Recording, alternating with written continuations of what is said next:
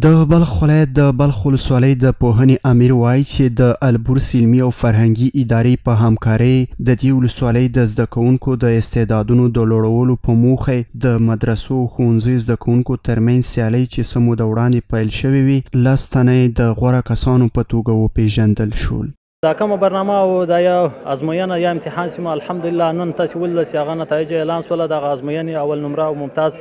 تر 10 نمرو پورې بعض ملګرو سي او استادان محترمینو په دې کې شرکت کړی او هغه ممتاز سي ولا او نمرې اخیستولې دغه نتایج ما الحمدلله نن اعلان کړل او هغه ته ښه توهیب د علمي ادارې د البرز ادارې د خاص هغه ته ښه توهیب ورکول او د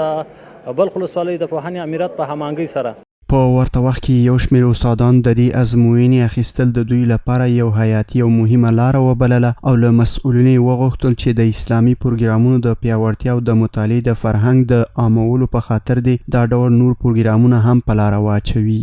الحمدلله برنامه خوب بود و من از این پروسه راضی هستم چون نظر به اینکه زحمت کرده بودم و بهتر حل کردم سوالات را مقام اول تانستم از آن خود بکنم. مقام دوم گرفتم و پروسه امتحان شفاف بود، کاملا شفاف بود. خواهش ما از بزرگوارایی است که دائما همه مسابقات چه شود ما تا اینکه در مورد نبی کریم علیه السلام معلومات بیشتری کنیم تا ما بتوانیم آموختگاه خود به شاگردان و بچه‌ها بیاموزانیم. د یادونې ده چې د دې مراسمو په پای کې د دغه ازموینې 10 تنو ګټونکو ته یو شمېر ډالۍ ورکړل شوې.